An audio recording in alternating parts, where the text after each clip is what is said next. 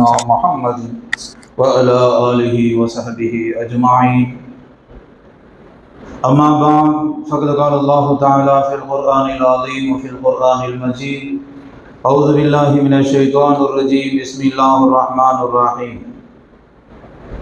يا أيها الذين آمنوا اتقوا الله حق تقاته ولا تموتن إلا وأنتم مسلمون. قال نبينا عليه الصلاة والسلام: كلكم راع وكلكم مسؤول عن رعيته. رواه البخاري. يا رب بالمصطفى بلغ مقاصدنا واسمع لنا ما مضى يا واسع الكرم. نور إلى غسما قلب الغريب كما نورت قلب إمام الناس غزالي. இவையகத்தை படைத்து பரிபாலனம் செய்து கொண்டிருக்கக்கூடிய ஏக இறைவனாம் அல்லாஹ்விற்கு அனைத்து புகழும் உரித்தாகட்டுமா. அவருடைய சாந்தியும் சமாதானமும் ஈருலக தலைவர் எம்பெருமானார் ரசூலுல்லாஹி ஸல்லல்லாஹு அலைஹி வஸல்லம் அவர்கள் மீது, அன்னாரின் அடிச்சுவடுகளை அப்படியே பின்பற்றி வாழ்ந்த உத்தம சத்திய சஹாபாக்கள், தாபிஈன்கள், தபா தாபிஈன்கள், அவுலியாக்கள், வலிமார்கள், நல்லோர்கள், குறிப்பாக இங்கே குழுமி இருக்கக்கூடிய நம் அத்துணை நபர்கள் மீதும் அல்லாஹுடைய வற்றா கருணை என்றென்றும் நின்று நிலவட்டுமாக. ஆமீன். அல்ஹம்துலில்லாஹ். புனித மிகு மாதமாம் சஃபர் மாதத்தின் 2வது ஜுமாவினை பெரும் மகிழ்வோடு நாம் அடைய பெற்றிருக்கின்றோம். ஈடில்லா இச்சிறப்பினை நமக்கு ஈந்தருளிய ஏக பெரும் தலைவனாம் அல்லாஹ்விற்கு அனைத்து புகழும் உரித்தாகட்டுமா.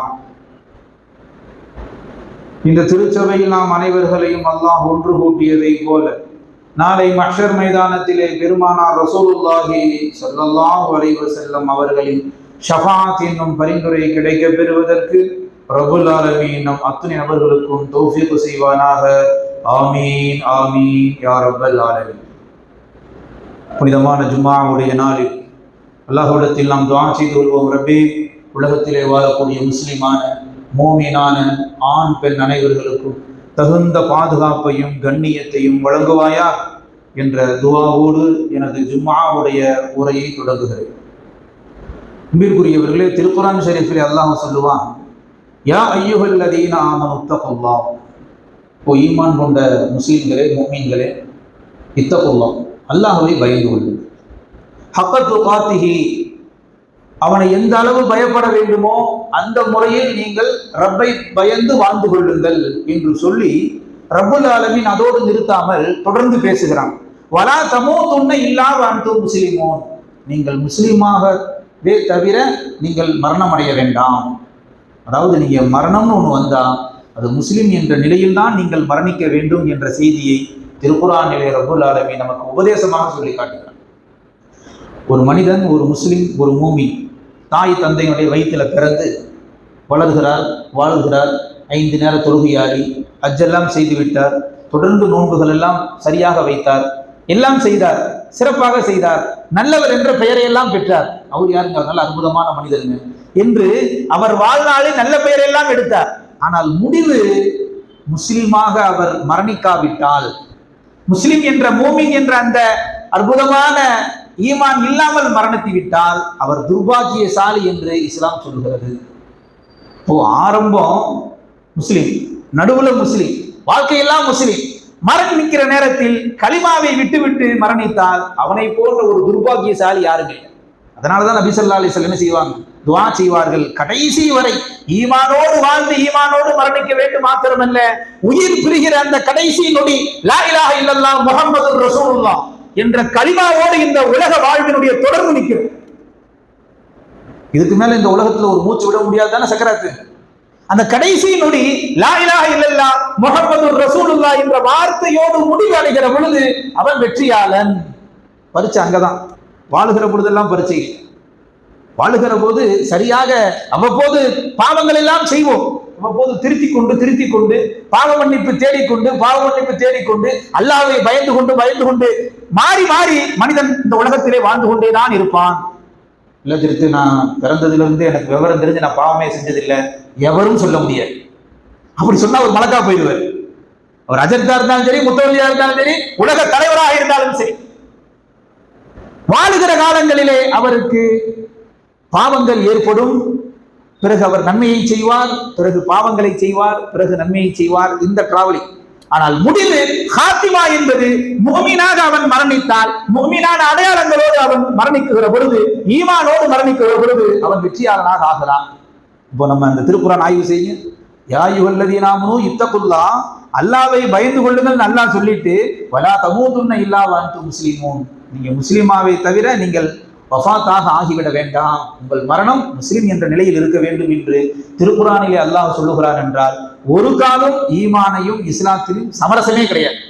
மற்ற எல்லாத்திலையும் சமரசம் பண்ணிக்கலாம். கொஞ்சம் கூடுதல் குறைவு, மனைவி சரியில்லை, கொஞ்சம் என்ன செய்யலாம், சமரசம் பண்ணிக்கலாம். வாய் ஜாஸ்தி, சண்டை போடுறா, சமரசம். தொழில் போட்டி, ஏதோ சமரசம் பண்ணிக்கலாமா, அந்த உன் கடையை அங்க மாத்திருப்பா அப்படிங்கிறான், சரிப்பா. எல்லா விஷயங்களிலும் சமரசம் செய்து கொள்ள முடியும். கலிமாவில் மாத்திரம் சமரசத்திற்கு வேலையே கிடையாது. அதனாலதான் ரப்புல் ஆலமீன் வலா தமூதுன்ன இல்லா வ அன்தும் முஸ்லிமூன், நீ வாழ்றதா இருந்தா களிமா விட்டுறணும் என்று சொல்லுகிற பொழுது, சரிங்க அதுக்கு என்னங்க நான் வாழ்ந்துக்கிறேன், களிமா விட்டுறேன் என்ற சூழ்நிலை வரக்கூடாது. எதை இழந்தாலும் இஸ்லாத்தை இழப்பதற்கு நான் தயார் இல்லை என்று ஒரு முஃமின் வாழ வேண்டும் என்ற அற்புதமான செய்திகளைத்தான் திருக்குர்ஆனில் நமக்கு அல்லாஹ் சொல்லி காட்டுகிறான். சரி, நாம் எப்படி ஈமானோடு வாழ்ந்து மரணிக்க வேண்டும் என்று ஆசைப்படுகிறோமோ, அதே போன்று நம்முடைய பிள்ளைகளையும் ஈமானோடு வாழ்ந்து மரணிக்குகிற ஒரு சூழ்நிலையை ஏற்படுத்த வேண்டும். முன்னாடி வாழ்ந்தவங்க எல்லாம் ஓரளவு ஈமானோடு டிராவல் பண்ணிடுவாங்க. நீ அடுத்து வரக்கூடிய காலங்கள் எப்படின்னு சொல்ல முடியும். அவ்வளவு பாவங்கள், அவ்வளவு ஈமானிய இஸ்லாமிய பெருமானாரின் வாழ்வியலுக்கு எதிராக திரும்புகிற கூட்டங்கள் இன்னைக்கு அதிகமாகிடுச்சு.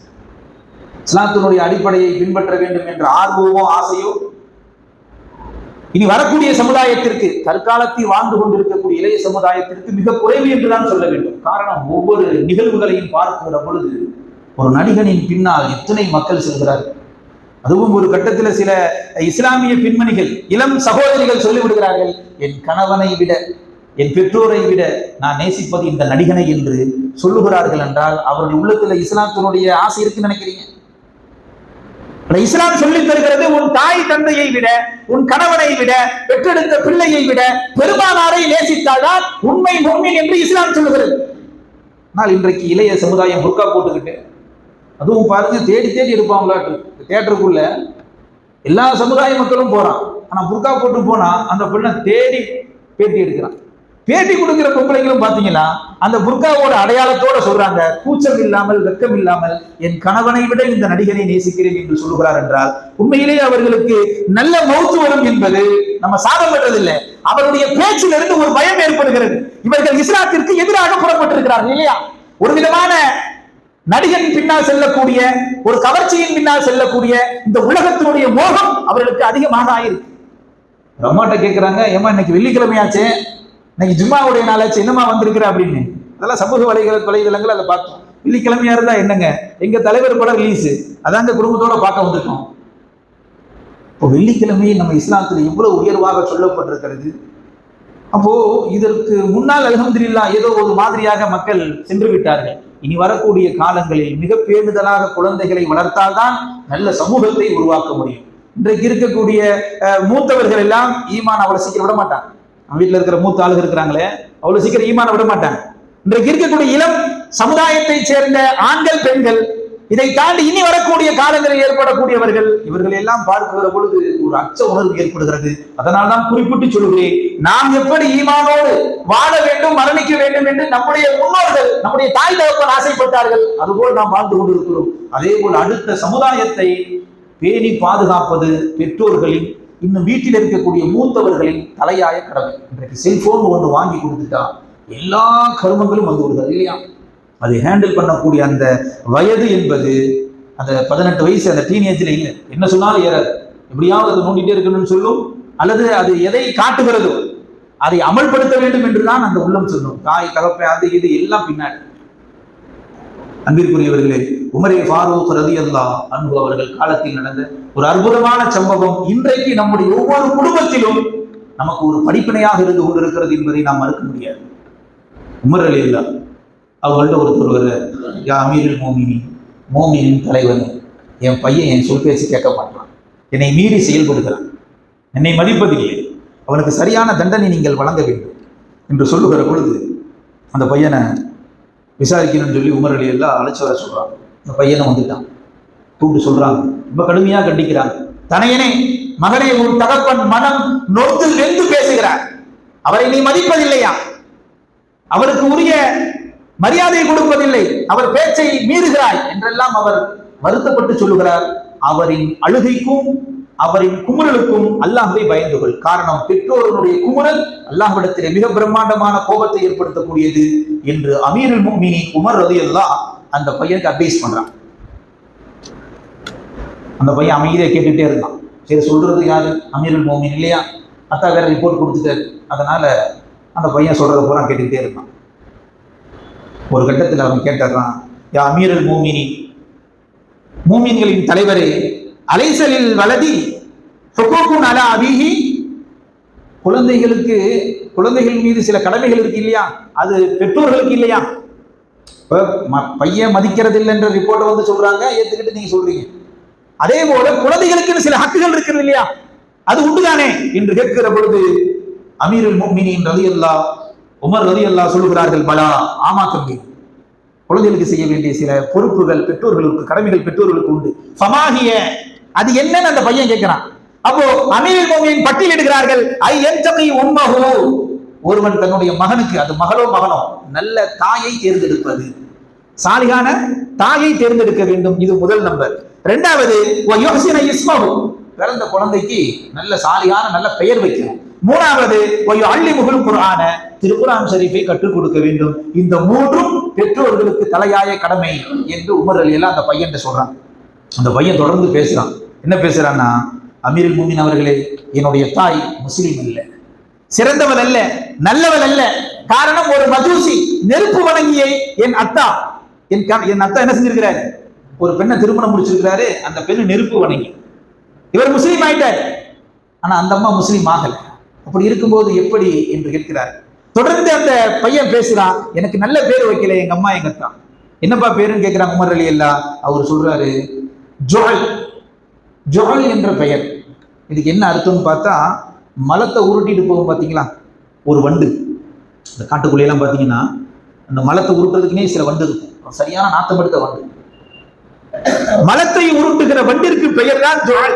அந்த பெயர் எனக்கு வச்சிருக்கிறாங்க உமரே என்று அந்த பையன் சொல்லுகிறான். தொடர்ந்து பேசுகிறான், அல்லிமுகுல் குர்ஆன், குர்ஆனை கற்றுக் கொடுக்க வேண்டும் என்று நீங்கள் சொல்லுகிறீர்கள், ஆனால் இவர்கள் குர்ஆனை எனக்கு கற்றுக் கொடுக்கல.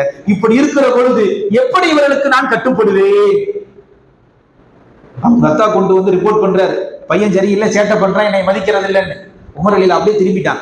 அவங்க அத்தாவை கூப்பிட்டாங்க, வாங்க, எங்க நீங்க என்ன கடமையை சரியாக செய்ய வேண்டுமோ நீங்கள் செய்யாத போது அந்த தலையன் அப்படித்தான் வளருவான். பெயருக்கும் அவன் வாழ்விற்கும் நிறைய தொடர்பு உண்டு, நிறைய முடிச்சு உண்டு. அது உலகத்தில் மாத்திரமல்ல, உலகத்தை தாண்டி மறுமை வரை அது டிராவல் பண்ணக்கூடியது. உமரே ஃபாரூக் ரலியல்லாஹு அன்ஹு அவர் மிக அழுத்தமாக சொல்கிறார். ஏன்னா நபி ஸல்லல்லாஹு அலைஹி வஸல்லம் என்ன சொல்றாங்க, உங்களுக்கு குழந்தைகளுக்கு வைக்கிறதுலே ரொம்ப அழகான, அல்லாஹ்வுக்கு பிடித்தமான பெயரை வையுங்கள். காரணம், நாளை அந்த பெயர் சொல்லிதான் அழைக்கப்படுவீர்கள். சொல்லப்படுதா இல்லையா? ஆனா அவனுக்கு என்ன பேர் வச்சாரு? ஜுஅல், மலத்தை உருட்டுகிற வண்டுன்னு பேர். இன்றைக்கு நிறைய இஸ்லாமியர்கள் எல்லாம் பயான்லாம் கேட்கிறாங்க, ஆனா பேர் வைக்கணும், பேரனுக்கு பேர் வைக்கணும், பேத்திக்கு பேர் வைக்கணும், மகனுக்கு பேர் வைக்கணும், மகனுக்கு பேர் வைக்கணும்னு சபையில உட்கார்ந்துட்டா அந்த நேரத்துலதான் புது புது பேரா யோசிப்பாங்க. அந்த நேரம் தான் புது புது பேரா வரும். இல்லைங்க அந்த பேர்லாம் சரியில்லைங்க அப்படின்னா, ஏங்க அவங்க நெட்டில் பார்த்தாங்களாமா, அது ஏதோ ஒரு நாட்டினுடைய அரசர் பெயரா, ஏதோ ஒரு நாட்டினுடைய அரசி பெயரா, இதுக்கு தான் அர்த்தம் இருக்கிறாங்க. இல்ல அர்த்தம் அதெல்லாம் இல்லாமையா ஒரு அரசருக்கு பேர் வைப்பாங்க. இன்று இவர்களாகவே ஒரு கற்பனையில் வாழ்ந்து கொள்கிறாங்க. இல்லைங்க இந்த பேர் நல்லா இருக்கே, இல்லை இந்த பேர் வந்து பார்த்தீங்கன்னா எங்கள் சொந்தத்தில் நிறைய பேர் வச்சிருக்கிறாங்க, அப்போ சொந்தத்தில் வச்சது பேரை நம்மளே வைக்கிறது நல்லா இல்லையே. அப்புறம் சொல்லுவாங்க, யாரு குழுந்தியா பையனுடைய பேரை தான் இவனுக்கு வச்சிருக்கிறான் அப்படின்ற அந்த ஒரு பேரெல்லாம் வரும், அதனால அந்த பேரெல்லாம் வைக்க முடியும். பேர் வைக்க வேணாம்னு சொல்றதுக்கு இருக்கிற காரணம் பார்த்தீங்கன்னா, சொந்தத்தில் அந்த பேர் இருக்கின்றதுக்காக வேண்டிய பேர் வைக்கிறது. அப்போ நல்ல அர்த்தமுள்ள பெயரை வைக்காவிட்டால், உமர் அலியில் ரொம்ப தெளிவா சொல்றாங்க பாரு, அர்த்தமில்லாத பெயர்களை வைக்கிற பொழுது அவன் வார்த்தையும் அர்த்தம் இல்லாமல் போய்விடும். என்ன ஜித்தா அதுக்காண்டி அப்துல் ரஹ்மான் பேர் வச்சாரு, இப்ராஹிம்னு பேர் வச்சாரு, சீதேவியா வாழ்ந்துருவாரா? அது ரப்பு கையில இருக்கு, அது ரப்பு கையில இருக்கு. இப்ராஹிம் சீதேவியா நல்லவனா கெட்டவனா தீர்மானிப்பது ரப்புடைய கையில இருக்கு, இவனுடைய செயல்பாட்டில் இருக்கு. ஆனால் ஒரு தகப்பன் தன்னுடைய மகனுக்கோ சீரான இஸ்லாத்திலே சொல்லப்படக்கூடிய அற்புதமான அர்த்தம் உள்ள நல்ல பெயரை வைத்தால் அவன் குழந்தையை ரப்பு பெயரின் பரக்கத்து கொண்டு சீரான வாழ்வை இந்த உலகத்தில் கொடுப்பான். இது கபரோடு முடிஞ்சு போறது இல்லைங்க. இந்த பேரு நாளை கியாமத்து நாள்ல இன்னாருடைய மகன் இன்னார் அப்படித்தான் அழைக்கப்படும். நீங்க என்ன மாதிரி பேர் வைக்கிறீங்களோ அந்த பெயரை சொல்லித்தான் அபூதாஹிருடைய மகன் அல்லது காதலியுடைய மகன் அபூதாஹிர் அவர்களே வாருங்கள் அப்படித்தான் சொல்லப்படும். தகப்பன் பெயர் கூறியும் அவனுக்கு அந்த தகப்பன் எந்த பெயரை வைத்தானோ அந்த பெயரோடு அழைக்கப்படும் என்றால் பெருமானார் அங்கேயும் பார்க்கிறார்கள் பெயர்களை, இல்லையா? அப்போ பெயர்களில் அவ்வளவு பரக்கத்து இருக்கிறது, நெருங்கிய தொடர்பு உண்டு. சில நபர்களுடைய வாழ்வு ஒரு மாதிரியா புரண்டு போய்விடும் என்ற ஒரு சூழ்நிலை இருந்தாலும் தகப்பனால் தாயால் வைக்கப்படக்கூடிய பெயர், அந்த பெயரின் பரக்கத் அவனை சீரான வழியில் மாற்றி அமைப்பதற்குண்டான அத்துணை வழிவகைகளும் இஸ்லாத்தின் பெயர்களில் உண்டு. அதனாலதான் நபி ஸல்லல்லாஹு அலைஹி வஸல்லம் பரக்கத்தான அல்லாஹ்வுக்கு மிக பிடிச்சமான பெயர் அப்துல்லா, அப்துர் ரஹ்மான். நிறைய பேரை சொன்னாங்க. அஸ்மாஉல் ஹுஸ்னா அல்லாஹ்வுடைய பெயர்கள் எத்தனையோ இருக்கு. பெருமானார் ரசூல் ஸல்லல்லாஹு அலைஹி வஸல்லம் பெயர்கள் எத்தனையோ இருக்கு, இல்லையா? அதிலே பொறுக்கி இரண்டை சொல்கிறார்கள் என்றால் உண்மையிலேயே அப்துல்லான்னு பெயர் வைச்சவங்க பாக்கியம், அப்துல் ரஹ்மான் பெயர் வைத்தவர்கள் பாக்கியம். நிறைய பெயர்கள் இருந்தாலும் பெருமானார் இந்த 2 பெயரை குறிப்பிட்டு சொல்லுகிறார்கள் என்றால் அது பாக்கியமா இல்லையா? அப்போ நல்ல பெயர்களை வைக்கும் பட்சத்தில் அந்த குழந்தைகளுடைய வாழ்வு சிறப்பு. இல்லைன்னு வைங்களேன், இவர் ஏற்கு மாற டிசைனா பேர் வச்சிருவாரு. அவன் 25 வயசுல டிசைனா உரைப்பான். உரைச்சதுக்கு அப்புறம் அவர் சொல்லுவாரு, என்னன்னு தெரியல, பையன் சொல் பேச்சே கேட்க மாட்டாங்க. அட சொல் பேச்சே கேட்க மாட்டான்னா முதல் கோணல் முற்றிலும் கோணல். இந்த மாதிரி நீ ஆரம்பங்களிலேயே அதை எதையெல்லாம் இஸ்லாத்திலிருந்து நீக்கப்பட்டதோ இஸ்லாத்திலிருந்து முரணானதோ அதை பூரா செஞ்சிடற, கடைசியில அப்படி ஆயிடுச்சு இப்படி ஆயிடுச்சு என்ற கைசேதங்கள் படுவதை நாம் பார்க்கிறோம். ஆக நல்ல பெயரை, அழகான பெயரை, அல்லாஹ்விற்கு பிடித்தமான பெயரை வைக்கிற பொழுது அந்த குழந்தைகளுடைய வாழ்வு சிறப்பு மாத்திரமல்ல, இது பெற்றோரின் கடமை. பாருங்க, நான் சொன்ன சம்பவத்துல உமர் ரலியல்லாஹு அப்படி நேரம் திருப்பிட்டாங்க, தகப்பன்ட்ட திருப்பிட்டாங்க. நல்ல பெயரை வைக்கலன்னா அவன் என்ன செய்வான்? அவனுக்கு செய்ய வேண்டிய 3 கடமைகள். அவன் தாயை சிறந்தவளாக நீ தேர்ந்தெடுப்பது. இன்னைக்கு நம்ம எல்லாம் முஸ்லீமை திருமணம் முடிச்சோம், இல்லையா? அன்றைய காலகட்டத்தில் மஜூசிகள், நெருப்பு வணங்கிகள், அருள் கிதாப், வேதக்காரர்கள் இப்படி நிறைய கல்யாணம் முடிச்சுட்டு இருந்தாங்க. இஸ்லாத்துடைய ஆரம்ப காலம். இப்பதான் உமர் ரலியல்லாஹு ஒரு சொல்ல, என் தாய் ஒரு மஜூசி, எனக்கு வச்ச பேரு மலத்தை உருட்டுகின்ற வண்டுன்னு பேர் வச்சிருக்கிறாங்க, ஜுஹலா. எனக்கு திருக்குரானை கற்றுக் கொடுக்கவே இல்லை என்று இந்த 3 காரியங்களை சொன்னவுடன் உமர் ரலியல்லாஹு அன்ஹு அவர்கள் அப்படியே திரும்புகிறார்கள். முதலில் பெற்றோர்கள் உங்கள் கடமையை சரியாக செய்யாத பட்சத்தில் உங்க மீது மட்டும் குற்றதோடு நிற்காது, அவன் செய்யற எல்லா பாவத்துக்கும் நீங்களும் ஒரு துணை என்று பெருமானார் ரசூலுல்லாஹி ஸல்லல்லாஹு அலைஹி வஸல்லம் சொல்கிறார். நம்ம எல்லாம் கேள்விப்பட்டிருக்கோம், அவன் செஞ்ச அவனுக்குன்னு. அது ஒரு கட்டம். இன்னொரு கட்டம் இருக்குது. என்னன்னா, தகப்பன் தாய் மௌத்தாயிடுச்சு, தகப்பன் தாய் மௌத்தாயிட்டாங்க, புள்ள உலகத்துல இருக்கான், அவங்கவுங்க செஞ்ச நன்மை அவங்களுக்குன்னு அதோட கட்டாயம் இருக்கணும், இல்லையா? நல்ல சாலிகான குழந்தை இது கர வேண்டி, ரப்பே என் தாய் தந்தை பாவத்தை மன்னி உயர்ந்த சொர்க்கத்தை கொடு, அந்த தாய் தந்தைக்காக குர்ஆன் ஓதுகிறேன், நோன்பு வைக்கிறேன், தொழுகிறேன் என்கிற பொழுது தொடர்பு கிடைக்குது, இல்லையா? இதே போன்றுதான் ஒரு தனையனை சரியாக வளர்க்காமல் தாந்தோண்டித்தனமாக பொறுப்பில்லாமல், இன்னும் சில பேர் சொல்றான் அவன் நசீபு இருக்கு, அவன் நசீபு அதனால அப்படி பண்றான் அப்படின்னு. அவன் நசீபுங்கிறது 2வது. நீ உன் கடமையை சரியாக செய்தாயா? உன் கடமையை சரியாக செய்யாத பட்சத்தில் அவனுக்கு நல்ல பெயரோ ஒழுக்கங்களையோ கற்றுக் கொடுக்காமல் அவரு ஃப்ரெண்டு கூட தான் இருப்பாரு, நைட்டு 1 மணிக்கு தான் வருவாரு, இப்படிங்கறத அக்செப்ட் பண்றது யாரோ ஒரு அத்தா. குறிப்பிட்ட நேரத்திற்குள் வீட்டுக்குள் வராவிட்டால் அனுமதிக்க முடியாது என்று தடுக்க வேண்டிய இடத்தில் இல்லாத தகப்பன் ஒரு வகையில் குற்றவாளி. இவனா நினைச்சுக்கிறது, என் பையன் அற்புதமான பையன், என் புள்ள ரொம்ப யோகியமான புள்ள, எல்லாருமே நல்லவர்கள் தான். சந்தர்ப்பமும் சூழ்நிலையும் அவர்களை மாற்றிவிடும். அந்த சந்தர்ப்பத்தை பார்த்து பார்த்து அந்த குழந்தைகளை வார்த்தெடுத்தால்தான் பெற்றோர்கள் வெற்றியாளர்கள். இல்லாவிட்டால் குழந்தைகள் செய்கிற அத்துணை அக்கிரமத்திற்கும் பதிலாக அல்லாஹ்விடத்திலே குற்றவாளி கூண்டு நிற்பவர்கள் இந்த பெற்றோர்கள் தான் என்பதை நாம் மறந்துவிடக் கூடாது என்ற செய்தியைத்தான் குர்ஆனும் ஹதீஸும் நமக்கு மிக தெளிவாக சொல்லிக்காட்டு. இன்றைக்கு நடிகன் பின்னால் போறது பெரிய ஆபத்து. இந்த இளைய சமுதாயம் இஸ்லாத்தை விட்டு வெளியேறுவதை நாம் பார்க்கிறோம், இல்லையா? அது பொம்பளை பிள்ளைங்க மாத்திரம் இல்லை, ஆம்பளை போயிலும் சில பேர் போயிடலாம். என்னன்னா, எனக்கு காஃபிர் கேர்ள் ஃப்ரெண்டுங்க, அவளோட தான் வாழுவேன். அல்லது இந்த பொம்பளை பிள்ளைங்க படிக்க வச்சு நல்ல செல்போனு அது இது எல்லாம் வாங்கி கொடுத்து கடைசி இல்லை நான் அவன் கூட தாங்க வாழுவேன், அவன் காஃபிரா இருந்தாலும் பரவாயில்லை என்று சொல்லுகிற அந்த வார்த்தை இருக்கிறது அல்லவா, அது துர்பாக்கியம், குர்ஆனுக்கு எதிரானது. வலா தமூதுன்ன இல்லா வஅன்தும் முஸ்லிமூன், முஸ்லிமாகவே தவிர நீங்கள் மரணமடையாதீர்கள் என்பது மௌத்திற்கு முன்னால் உண்டான வாழ்க்கையோடு மரணம் வரை நீ தெளிவாக இருக்க வேண்டும். எத்தனை நபர்கள் போலீஸ் ஸ்டேஷன் நின்று கதறான், மா வந்துருமா வந்துருமா அப்படின்னு. தகப்பன் அம்மா அழுகுது ஒரு பக்கெட்டு, இல்லை நீங்க எல்லாம் போய்க்கங்க, எனக்கு 18 வயசு ஆச்சு, நான் இந்த பையன் கூட தான் போவேன், அவன் காஃபிரா இருந்தாலும் பரவாயில்ல என்று அந்த 18-19 வயசுக்குள்ள பேசுதுன்னா பேசுவதின் பின்னணி பெற்றோர்கள் காரணம். அந்த பிள்ளையை மட்டும் நம்ம குறை சொல்லக்கூடாது. எங்க போச்சு, எப்படி பழகுச்சு, எதனால என்றெல்லாம் எதையுமே கண்காணிக்காமல் கடைசியில போயிருச்சுங்கிறது மட்டும் அவள் புறத்திலே குற்றத்தை தள்ளுவது, தான் பெற்றோர்கள் யோக்கியமாக நாங்கள் சரியா இருந்தோம் அப்படின்னு சொல்லிக் கொள்வது ஏற்புடையதல்ல. இதையெல்லாம் தாண்டி ஒருவன் சரியாக பெற்றெடுத்தான், வளர்த்தான், ஒழுக்கத்தை போதித்தான், ஹராமான செயல்களில் போய் விழாதவாறு தடுத்தான். அதுக்கெல்லாம் செல்போனு இன்றைக்கு அதெல்லாம் முக்கியமான காரணங்கள். ஹராமான வழியில போய் தடுக்காமல் விட்டுவிட்டால் நிச்சயமாக அந்த பெற்றோர்கள் குற்றவாளி.